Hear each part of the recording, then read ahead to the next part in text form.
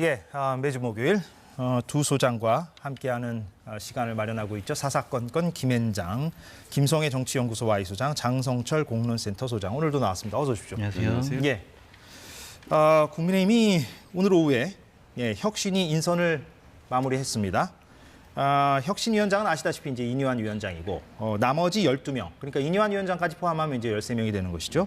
그 12명이 누군지가 이제 발표가 됐는데 저희가 그 12명을 다 열거할 수는 없겠고요. 잠깐 그래픽을 볼까요? 저희가 3명만 준비했는데 시청자 여러분들이 아실 만한 분들만 저희가 따로 뽑았습니다. 박성중 현역 의원이고요.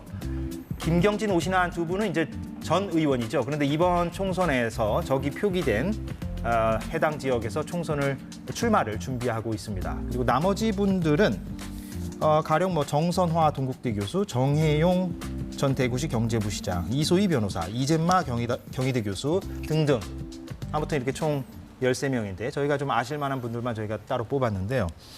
두 소장님의 논평을 듣기 전에 잠시 전화 연결을 해보도록 하겠습니다. 지금 전화로 방금 전 보신 세 분 가운데 한 명, 오신환 전 의원이 전화 연결돼 있습니다. 자, 오 전 의원님 나와 계시죠?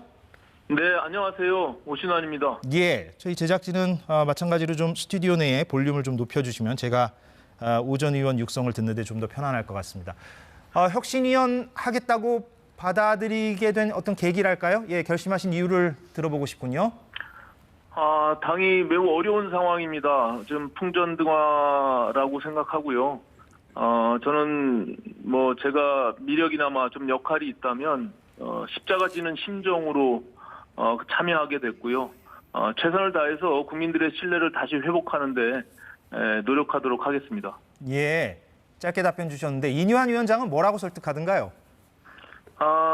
이니환 위원장님의 의지를 제가 확인했고요. 예, 이전에 인터뷰에서 모든 걸 다 바꿔내겠다고 했던 그 말씀을 제가 직접 통화를 통해서 확인 후에 저도 함께 결심하게 됐습니다. 혁신위가 사실은 여러 가지 태생적인 한계를 분명히 갖고 있다는 거 잘 알고 있고요. 또 어느 정당에서나 혁신위가 출범은 했지만 그 결과가 그렇게 국민들의 기대에 부응하지 못했다는 것도 잘 압니다. 하지만 저희가 몸부림칠 수밖에 없는 지금 절박한 상황이라고 생각하고 그 절박함을 가지고 최선의 노력을 다 해보겠습니다. 예. 근데 오 전 의원도 일부 언론에서는 이른바 비윤계로 분류를 하기는 하던데 그러나 아무튼 이번 혁신위원회에 천하람 변호사도 혁신위원 거절을 했고 비윤계가 좀 너무 없는 게 아니냐. 그래서 이게 통합형이 맞냐. 이런 지적들이 나오고 있는 거에 대해서는 어떻게 답변을 주시겠습니까? 저는 혁신위의 구성원들이 친윤과 비윤으로 굳이 나눌 필요는 없다고 생각하고요. 저를 포함해서 당내 인사들 누구라도 모두가 혁신의 대상이면서 혁신의 주체가 돼야 된다고 생각합니다. 그렇기 때문에 앞으로 혁신위 활동 내에서 당내 통합은 물론이거니와 국민 통합에 대한 부분까지도 저희가 함께 논의해 나갈 예정입니다. 예. 그러면 오 전 의원께서 좀 예를 들어서요. 예, 구체적으로 가장 중요하게 혁신해야 된다. 이 부분은 좀 바꿨으면 좋겠다 하는 부분을 예를 들어서 설명을 해 주신다면 어떤 게 있겠습니까? 일단은 당이 독자적인 미래 비전들을 세워나가야 된다고 생각하고요. 그래야만 국민들이 바라볼 때 제대로 된 당청 관계 속에서 우리 집권당을 신뢰할 수 있다 이렇게 보고 있습니다. 그러기 위해서는 내년에 총선에서 우리가 어떻게 민생을 책임지고 챙길 것인지 지금의 방향성들을 어떻게 만들어 나갈 것인지가 매우 중요하다고 생각하고요. 대통령께서도 지난 강서 보궐 이후에 말씀이 있으셨지만 이제 그 무엇보다도 민생이 중요하다고 생각합니다. 그래서 우리 정당이 경제 살리기와 민생을 어떻게 챙겨 나갈 것인지 현장 속에서 그 답을 찾아가도록 그렇게 하겠습니다. 예.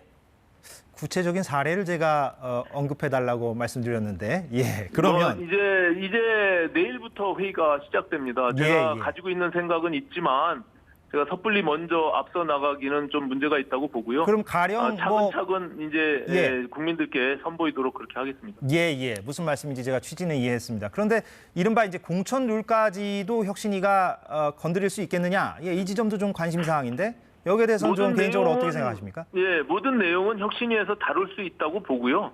다만 그 당 지도부와 당내 구성원들이 그것을 어떻게 수용하고 실천하게 만들 것이냐라는 것이 더 중요한 관건이고 그것이 혁신위의 성공 여부가 아닐까 저는 이렇게 보여집니다. 예.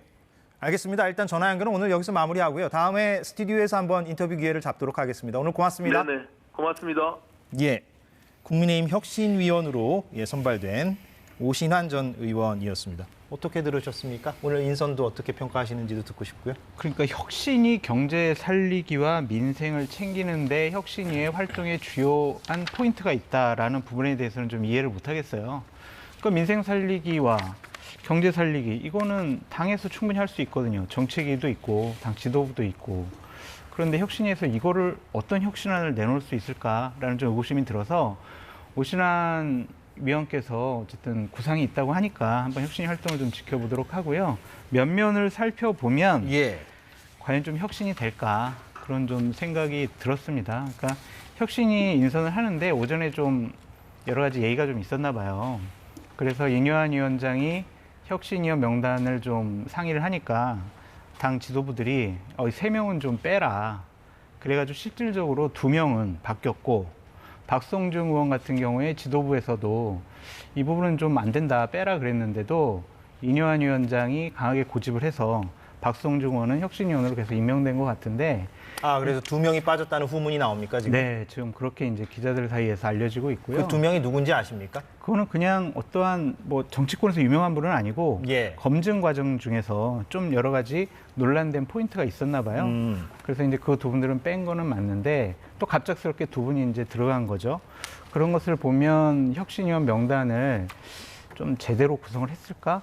그런 좀 의구심도 들어요. 그래서 일단은 박성중 의원에 대한 얘기가 좀 많이 나오는 것 같습니다. 특정인을 거명해서 좀 뭐 하지만 박성중 의원이 그동안 의정 활동을 하면서 어떠한 미래라든지 비전이라든지 혁신이라든지 개혁이라든지 이런 부분의 이미지를 갖고 있다고 보기는 어렵거든요. 그래서 저분이 들어간 것에 대해서는 당에서도 당 바깥에서도 상당히 좀 의아하게 생각을 하고 있다. 그러니까 혁신위원회와 어울리는 인물이냐? 그렇죠. 예. 김성희 소장께서는 이번에 면면을 보고.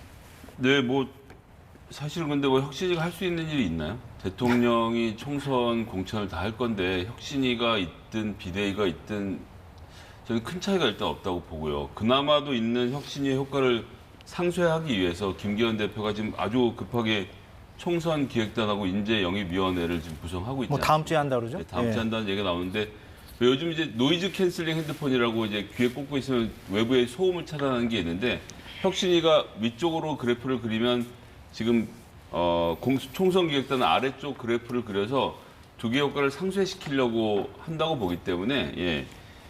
정말 아래쪽으로 그래프를 그린다는 건 무슨 얘기입니까? 그러니까 혁신이가 뭘 하는 건 사실은 이번 선거 총선에서 가장 중요한 혁신은 결국 공천에서의 혁신일 수밖에 없습니다. 지금 무슨 당내 질서를 바로잡고 당청 간의 소통을 강화하고 이런 얘기를 하는 게 아니잖아요.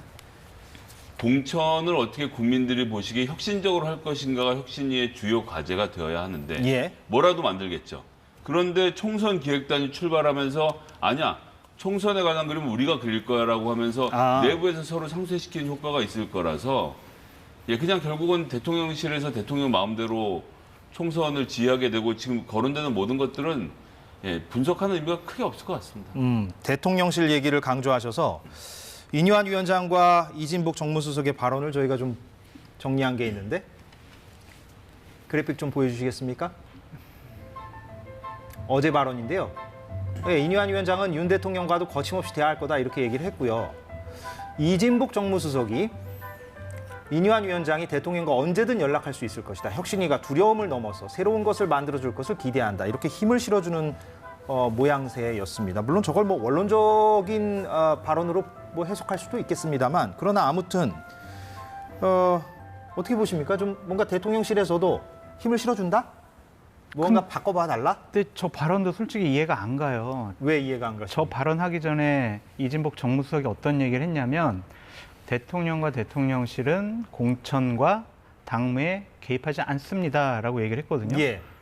혁신위원장과 연락을 한대요. 그럼 이거는 당무에 개입한 것이 아닌가? 그런 생각이 들어요.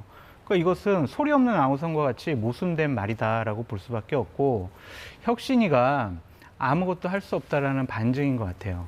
그러니까 예를 들면 저 김성애 소장님의 말씀에 동의를 하는 게 뭐냐면 혁신위가 꼭 해야 되는 혁신의 아이템을 지금 혁신위 스스로 못하게 스스로도 막아놨고 또한 당 지도부에서도 막아놨어요.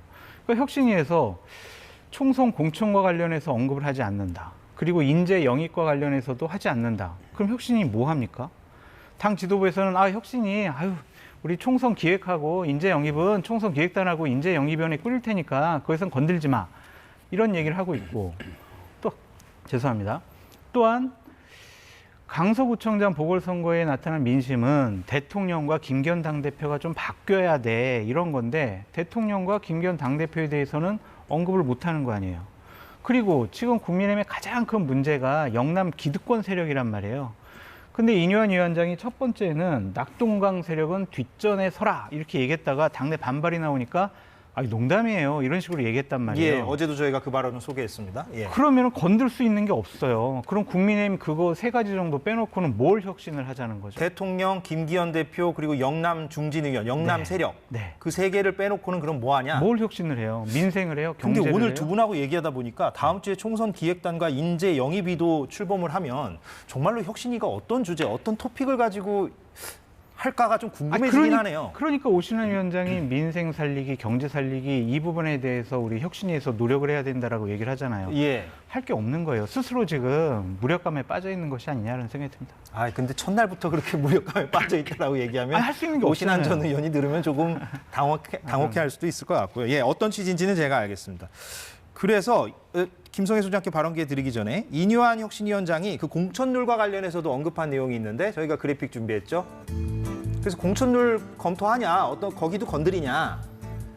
제가 집 같은 거 기초를 잘 다져 놓으면 그 다음에 잘 되리라 본다. 이것도 좀 해석이 필요할 것 같기도 하고. 뭐 어떻게 보십니까? 그러니까 이진복 수석이 하시는 말씀이 저는 사실이 아니라고 생각합니다. 단정적으로 말씀드릴 수 있는 이유는 한 사흘 전에 중앙일보의 정치부장이 김영 칼럼에서 대통령실 강서구 공천 관련돼서 나눴던 대화를 아예 공개를 했어요. 이번에는 김태우를 주저앉히려고요. 이게 국민의힘 지도부 인사가 대통령실 들어가서 고위 관계자에게 한 말이랍니다. 거기에 대한 답변이 그건 사면을 잘못했다는 얘기로 들릴 텐데 라고 하면서 김태우 씨를 공천에서 배제하는 자체가 대통령의 사면을 완전히 무력화시키고 또 사면이 잘못된 것 같은 인상을 준다라고 대통령실 고위 관계자가 당 지도부 인사에게 얘기를 했고 이 보고를 받은 대통령이 불쾌하게 생각까지 했다라고 김영 칼럼에서 보도를 했습니다. 예, 중앙일보 칼럼이죠. 예, 중앙일보에서 나왔으면 그럼 이 얘기 뭐냐? 이게 공천에 개입한 게 아닌가요? 그랬더니 이제 대통령실의 항변은 아니 우리가 누굴 공천하라고 한 건 아니고 공천에 배제하지 말라고만 얘기했다. 이게 공천에 개입했다라는 사실이라는 걸 인정 안 하고 있는 대통령실의 지금 태도가 총선 때까지 달라지겠냐고요. 그러니까 이뇨한 혁신위원장이 무슨 혁신안을 내놓든 또는 총선 기획단이 무슨 총선 기획을 내놓든 결론은 대통령실이 하고 싶은 대로 할 거라는 겁니다. 저도 정말 이렇게 결론을 내리고 싶지는 않지만 강서구청장 선거에서 김기현 대표가 김태우 후보 하나 배제를 못하는 모습을 온 국민이 다 봤는데 그런데 그런 김기현 체제 하에서 그 산하의 무슨 조직을 자꾸 만드는 건 글쎄요. 바뀔 사람은 김기현 대표하고 윤석열 대통령 아니겠습니까? 제가 이제 오늘 혁신위원 발표를 해가지고 내일부터 본격적으로 활동하는 혁신위에 대해서 상당히 부정적으로 얘기하는 이유가 뭐냐면 징조가 그런 거예요. 그러니까 이뇨한 위원장이 정말 의지를 갖고 여러 가지 압력과 압박에 굴복하지 않고 우리가 만든 혁신안을 관철시키겠다라는 의지가 안 보여요. 그러니까 예를 들면 김은경 혁신위 있잖아요. 이재명 당대표가 임명한. 처음에 자 불체포 특권 폐지합시다, 포기합시다, 당론으로 추진합시다 라고 했을 때 당에서 엄청난 반발이 있었어요. 그럼 그때 아니 이거 당론으로 정하지 않으면은 나 혁신위원장 안 하겠습니다. 그렇게 버텼어야 되거든요. 근데 그때 굴복했어요. 이번에도 마찬가지인 거예요. 영남권, 기득권 세력들, 영남 다선 의원들, 물갈이 대상 이런 얘기를 했었는데 바로 농담이라고 빠졌단 말이에요. 그러면은 이런 식의 반응 보였어야죠. 아니 내가 혁신위원장으로서 이런 얘기도 못하냐. 나 이렇게 반발하면은 나 혁신위원장 안 하겠다. 라고 해야 뭔가 전투력을 보여줘야 된다. 그렇죠. 앞으로 본인들이 국민의힘의 뼈를 깎는 그런 아픔을 통해서 국민의힘을 바꾸겠다, 여권 전체를 바꾸겠다라는 의지를 관철시킬 수가 있지, 이거 하나 가지고도 죄송합니다, 농담이에요, 이런 식으로 빠져버리면요 아무것도 못해요. 예, 어떤 취지인지 알겠습니다. 저도 하나만 더 좀 덧붙여서 말씀드리면 사실 인요한 위원장이 얼마 전까지만 하더라도 국민의힘 서대문 갑 지역위원장으로 이번 총선 출마를 위해서 인재영입 1호로 고려했던 대상이고 삼고초려 끝에 모시고 오기로 거의 얘기가 됐다가 이번에 혁신위원장이 됐다는 보도도 나오지 않습니까? 그 말은 다른 말로 하면 인요한 위원장은 지금 뭘 하면서도 계속 여기에 대한 매련을 버리기 힘들 겁니다. 내가 이걸 잘하고 나면 여기서 잘하고는 혁신위 활동을 김기현 대표와 윤석열 대통령이 어떻게 평가할지에 대해서 좋은 평가가 나오면 내가 내년에 서대문에서 국회의원 후보에 한번 도전해 볼 수 있지 않을까? 라는 게 전제로 깔려 있는 이상은 글쎄요. 여기서 제일 중요한 건 대통령한테 반성하라고 하고 대통령에게 총선 공천 손대란 말을 해야 되는데 못할 것 같아요. 거침없이 말은 하겠다고 하니까 한번 보죠 뭐. 아니 근데 서대문갑 위원장 자리가 뭐 제가 억측일 수 예, 있겠습니다만 물론 뭐 우리가 독심술을 할 수는 없습니다만. 거기까지 거의 가 있는 상태에서 지금 혁신위원장 맡았으면 끝나고 나서 돌아가고 싶은 곳이 출마 생각이 있을 것이다. 위원장 아니겠냐 예. 이렇게 보고 있습니다. 두 분은 혁신위에 대해서 조금 부정적인 전망들을 많이 내주셨고, 물론 두 분뿐만 아니라 적지 않은 평론가들도 이번 혁신위의 어떤 한계에 대해서 지적하는 분들은 꽤 있습니다. 예, 꽤 있고요. 그런데 약간 결이 다른 얘기를 김무성 전 대표가 한 게 있어서 잠깐 볼까요? 제가 좀 관련해서 질문 드릴 것도 있고요. 인요한 혁신위가 포용 통합을 강조해서 방향을 잘 잡았다. 윤 대통령에게 야당 대표 만남도 건의할 것 같다. 예, 뭐 저렇게 될지 안 될지는 지켜봐야 되겠습니다만 제 궁금증은 우리가 지금 얘기를 하다 보니까 저도 그 생각은 들어요. 혁신위가 과연 어떤 주제, 어떤 소재를 가지고 혁신안을 내놓을까가 참 궁금해지는데 겹치기도 하고 어떤 한계가 보이기도 하고. 그런데 인요한 위원장이 첫 일성이 또 통합이었지 않습니까?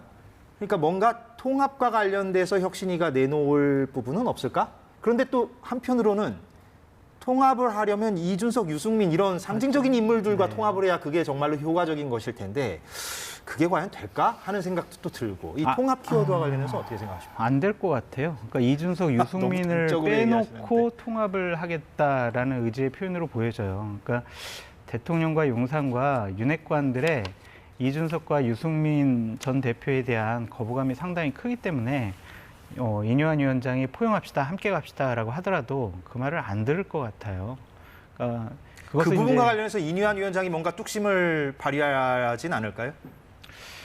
글쎄요, 그분 생각이 알 수가 없지만 일단은 워낙 최고 지도자께서 거부감이 크기 때문에 그분을 관철시키기는 어려울 것 같다. 역학관계상. 네, 그런 생각이 들어요. 그러니까 통합이라는 부분은 그냥 원론적인 얘기지 이것을 갖고 우리가 비윤계들을 품어 비윤계들의 공천을 줘야 돼, 이런 식으로 해석하는 것은 상당히 좀 무리가 있어 보인다. 현실적으로 힘들어 보인다. 네. 예, 김성희 소장도 같은 네, 전망입니까? 뭐 통합은 국민통합위원장 하고 계신 김한길 대표에게, 김한길 위원장에게 전망을 물어보는 편이 나을 것이고, 예, 뭐 매일 통하고 있는지 아니면 매년 통하고 있는지 말씀들이 엇갈리시긴 하는데 통합 이야기를 처음에 꺼냈다는 것만 놓고 봐도 김한길 위원장의 절대적인 영향력을 일단 볼 수 있다라고 생각하고요.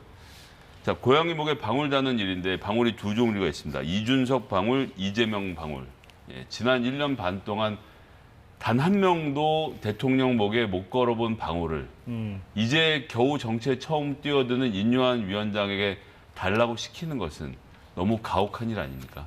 그리고 잘못 이것이 공개된 메시지로 나갔다가 대통령이 그 방울 안 달아라고 말씀하시는 순간 무너질 대통령실의 권위까지 생각하면 사실 이재명 대표가 다 양보해서 김기현 대표랑 같이 모시고 만나겠습니다까지 했는데도 이것조차 카드를 못 받는 상황에서 인요한 위원장이 그런 말을 던진다? 전 너무 위험할 것 같은데요. 알겠습니다. 예, 다음 얘기로 좀 넘어가 보죠.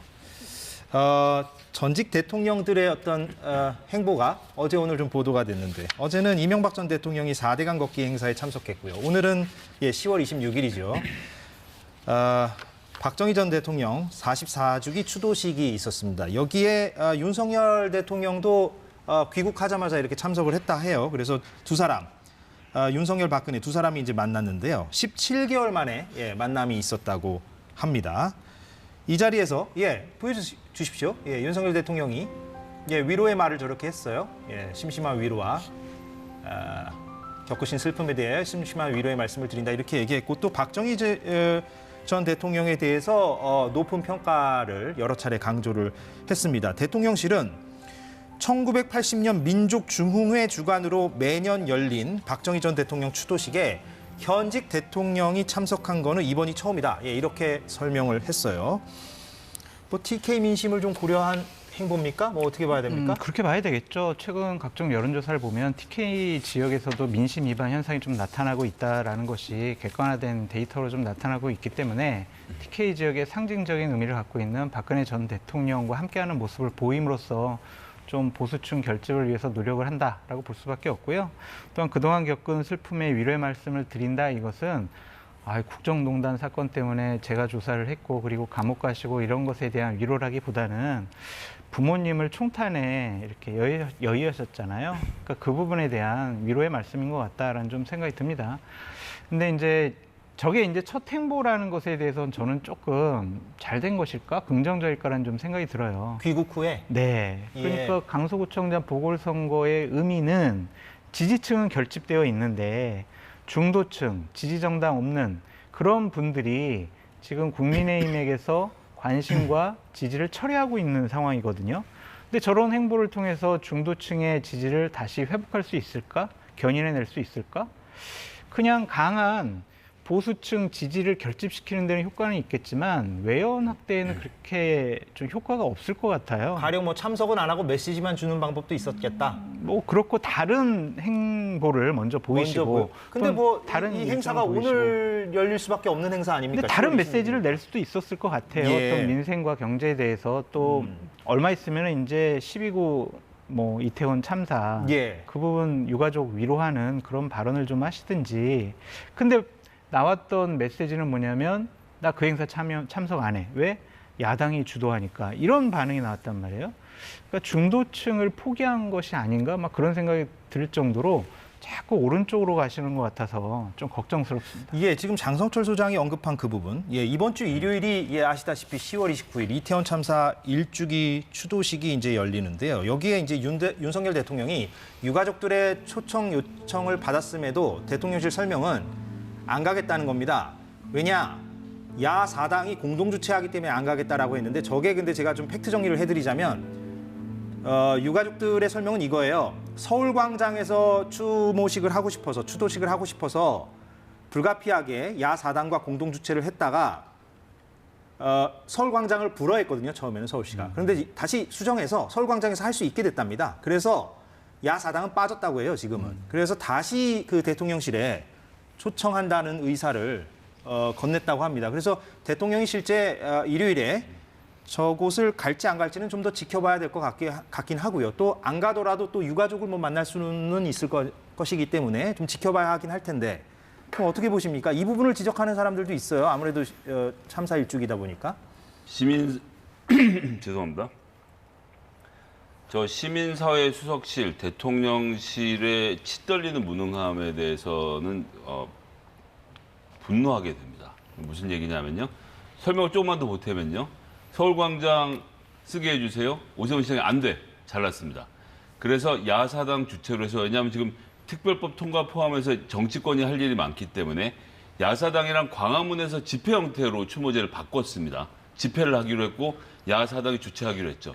이런 사정에서 더불어민주당이 전국에다 공문을 내려서 당명의 공문이죠. 집회를 주최한다. 다들 올라와서 이태원 추모제 행사를 함께 아픔을 나누자라고 보냈는데 24일에 오세훈 시장이 돌연 서울광장을 다시 허용하는 방향으로 돌아섰습니다. 예. 잘한 결정이죠. 그럼 이제 집회가 아니라 추모제로 할 수 있게 됐잖아요. 예. 그래서 시민단체와 유가족협의회가 야사당에게 저희 집회를 할 게 아니니까 저희끼리 추모제로 하겠습니다. 해서 야사당이 빠지고 나서 다시 추모제로 돌아온 겁니다. 예. 이런 상태죠. 그러면 대통령실에 단 한 명이 유족들한테 전화를 걸어서 유가족협의회라고 정식으로 있잖아요. 전화를 걸어서 어떻게 행사가 진행되나요? 누가 주체인가요?를 물어보면 됩니다.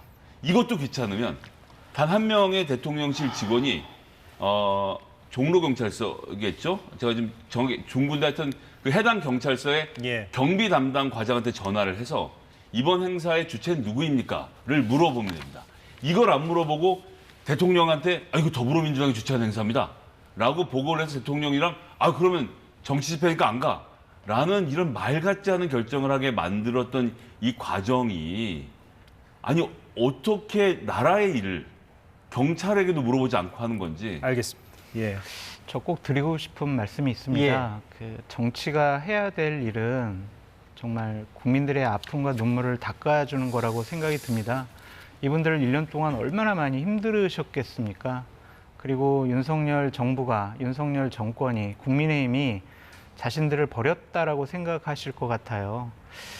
추모제에 참석 안 하시더라도 꼭 유가족분들 만나셔서 대통령께서 위로해 주셨으면 정말 좋겠습니다. 꼭 부탁드립니다. 예. 한번 이번 주 일요일까지 대통령실이 어떻게 방침을 세우는지 한번 지켜보는 저는 걸로 그렇게 하고요. 안 할 것 같습니다. 책임은 딱딱 질 사람에게 물어야 된다고 말했고 그리고 용산구청장하고 지금 이태원 영산경찰서장에게 법적 책임을 묻고 있는 단계이지 않습니까? 심지어 박희영 구청장은 보석으로 나와서 활개치면서 구보에다 자기 얼굴 실어서 지금 매주 활동을 하고 있습니다. 당에서 어떠한 제지도 하지 않고 구청장직에 복귀를 했죠. 사퇴도 시키지 않고 있는데 그런 상황에서 대통령이 이런 실무자들의 잘못에 대해서 자기가 사과해야 될 이유를 단 한 줄도 찾지 못할 겁니다. 예, 대통령이 앞으로 장성철 소장이 아까 말한 그런 중도층을 향한 어떤 행보를 보일 것이냐. 이게 이제 관전 포인트 가운데 하나인 것 같습니다. 그런데 오늘 MBS 여론조사 결과가 나와서 저희 제작진들이 준비한 게 있으니까 이건 좀 봐야겠습니다. 고생해서 만들었는데 보고 나서 논평을 또 듣겠습니다. MBS는 아시다시피 그 4개 여론조사 업체가 공동으로 실시하고 있는 여론조사고요. 자세한 내용은 중앙선거 여론조사 심의위원회 홈페이지를 참조하시면 되겠고 아시다시피 1,000명을 대상으로 전화 면접 조사를 하고 있습니다. 2주에 한 번씩 발표하고요. 오차 범위는 플러스 마이너스 3.1%포인트입니다.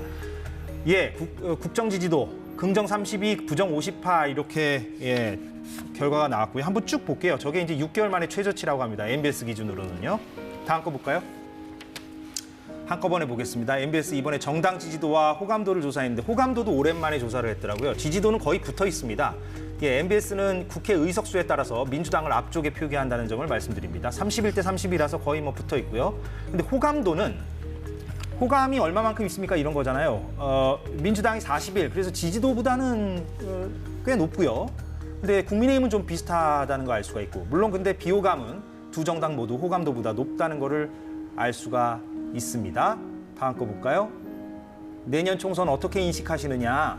정부 여당에 힘을 실어줘야 되냐? 아니면 정부 여당을 견제해야 되냐? 그런 조사인데 40대 47. 그러니까 정부 여당을 견제하는 쪽에 좀 더 마음이 가 있다. 이렇게 답한 사람들이 7%포인트 차로 많았다는 걸 알 수가 있겠고 이것도 흥미롭죠. 요즘 신당 얘기가 많이 나오니까요. 제3정당 필요성에 대해서 물었는데 비슷하다고 해야 될 것 같아요. 저 2%포인트 차이밖에 안 나니까 필요하다는 사람, 필요하지 않다는 사람도 비슷하게 나왔다. 이렇게 확인할 수가 있는데 좀 한꺼번에 봐서 약간 좀 혼란스러우실 수도 있겠습니다만 좀 어느 부분에 주목하셨는지 좀 말씀해 주신다면. 저는 전반적으로 두 가지만 말씀드릴게요. MBS 조사 같은 경우에는 국민의힘에 상당히 유리한 지금까지 조사 결과가 나왔었거든요. 그런 경향이 없지 않아 있었죠. 여기서 뒤집혔다라는 거는 큰 의미가 있는 것 같다. 국민의힘 정말 긴장을 많이 해야 될 것 같다는 생각이 들고요. 또 하나는 비호감도예요. 비호감도가 민주당은 51, 국민의힘은 61%거든요. 이 정치권에서 가장 우리가 뼈아프게 생각해야 되는 게 이 비호감도예요. 그러니까 우리가 아무리 잘 보이려고 국민들에게 민생 법안 아니면 국민을 위한 정치 하더라도 비호감도가 높으면요 그 노력이 2배, 3배가 돼야 해요. 그러니까 난 너 싫어, 너희들 싫으니까 니들 얘기 안 들을 거야. 지금 이 상황이거든요. 저 비호감도가 높다라는 거가 앞으로 국민의힘이 지지율을 끌어올리는데 정말 어렵겠구나. 더 많은 노력을 해야 되겠구나. 그런 생각이 듭니다. 김성애 소장 어느 부분에 좀 주목하셨습니까? 저는 이제 저기서 나오지는 않았지만 지금 이제 정당 지지하는 데 있어서 20대가 지지하는 정당이 없다가 60%에 달하고 있습니다. 그렇더라고요. 그러니까 거기가 사실은 캐스팅 못한 겁니다. 다른 쪽에 이미 확정적인 40, 50, 60대는 지금의 진영 70대까지 포함해서는 지금의 진영 거의 그대로 갈 가능성이 높은데 20, 30대는 굉장히 유연한 태도를 보이고 있는 겁니다. 그분들이 정부에 대해서 비판적이지만 정당에 대해서는 아직도 어느 쪽이다 정하지 않고 있는 상황이거든요. 그래서 이건 뭐 섣불리 얘기할 수 없다. 그러니까 저 결과만 놓고 민주당에게 유리할 것이다라고 분석할 수도 없고 저 결과만 보고 내년 총선에서 윤석열 정부에 대한 심판의 기조가 강해질 것이다라고 볼 수도 없고 결국 저 20, 30대를 어떻게 이해하고 공략하는지. 근데 이제 안타깝게도 민주당 같은 경우는 저 20, 30대에 있어서 비호감도가 되게 높은 편이기 때문에 예. 이 문제도 함께 고민하는 것이 굉장히 필요해 보입니다. 예. 그 신당 부분이요. 두 분은 물론 그 정당 지지도나 호감도 부분을 중심으로 말씀을 주셨지만 그 이번 주에 또 키워드가 신당이다 보니까 예, 아까 그 보면 48대 46이었나요? 예, 거의 비슷하게 제3세력이 필요하다, 필요하지 않다가 비슷하게 저렇게 나왔는데 뭐 저게 이제 앞으로 어떻게 흘러갈지 모르겠습니다만 신인규 전 국민의힘 부대변인이 탈당해서 신당 차리겠다고 하죠. 네. 물론 이준석, 유승민 두 사람이 나중에 같이 할지 안 할지는 뭐 가봐야 하는 거겠지만 만약에 이준석, 유승민 신당이 나오게 되면 당연히 신인규 전 부대변인도 뭐 합류를 하게 되는 거 아닙니까? 그쪽으로 다 이렇게 모여지는 거 아닙니까? 뭐 신인규 부대변인이 예. 저에게 뭐 기자회견 하기 며칠 전에 연락이 와서 뭐 상의를 해왔는데 저는 그냥 존중한다고 얘기를 했어요. 그리고 항상 응원하겠다라고 얘기를 했고 결국에는 신인규 변호사는 뭐 유승민, 이준석 그리고 다른 합리적이고 상식적인 분들과 신당을 함께 하지 않을까. 그래서 선발대 형식으로 탈당을 해서 또한 당을 좀 먼저 만드는 기초 작업을 좀 하지 않을까 그렇게 전망을 해봅니다. 그런데 이준석, 유승민 두 사람이 신당을 안 만들면 어떡합니까? 그러면 선도 탈당을 했다가 신인규 변호사가 좀 난감해할 수도 있을 것 같은데. 그러니까 우리가 이렇게 생각을 해볼 수가 예. 있어요. 이준석, 유승민이 어떠한 선택을 할 것이냐. 탈당을 안 하고 그냥 국민의힘에 있으면서 출마 안 한다. 그리고 국민의힘의 두 번째는 국민의힘에서 공천을 준다. 세 번째는 공천을 준다고 하더라도 도저히 국민의힘과는 못하니까 탈당을 한다. 탈당을 하는데 당을 안 만들고 각자 무소속으로 출마를 한다. 여러 가지 선택지가 있죠. 또 하나는 그래도 신당 창당을 통해서 지역구 출마라든지 비례대표 출마를 통해서 배지를 단다. 이러한 대여섯 가지의 시나리오가 있거든요. 예. 근데 제일 가능성 있는 시나리오는 신당을 창당을 해야 유승민, 이준석 저 두 분이 내년도에 배지 달 가능성이 1%라도 높아요. 무소속보다도. 그렇죠. 그래서 결국에는 저런 분들이 함께하지 않을까라고 전망해 봅니다. 예. 어떻게 보십니까? 조금 전에 말씀드렸던 20대 부동층이 많은 것과 같이 연계해서 보면 결국 이준석, 신인규 이런 분들이 미래 권력에 있어서의 전 일정한 지분을 잡고 있다고 생각합니다. 뭐 그 방향 옳건 안 옳건을 오늘 토론할 자리는 아니니까요. 예. 민주당이 그럼 거기에 맞설 수 있는 대항마들이 있느냐라고 놓고 보면 그 점이 불안하다는 점을 생각해 보면 윤석열 대통령과 이준석 대표 간의 지금 이제 이 대결로 보는 구도를 조금만 떨어져서 보면 민주당에게 굉장히 적신호가 내려져 있는 상황이다. 저 지금 저것을 여권 내 내분으로 간단하게 볼 문제는 아니라는 말씀 좀 드리고 싶습니다. 그래도 민주당에는 김성애 소장 같은 젊은 정치인들이 제가 있으니까 안 젊어서 그래요. 그래도 여기서- 미래에 희망이 있어 보입니다. 마무리를 하겠습니다. 예, 두 소장이었습니다. 이름 생략하겠습니다. 고맙습니다.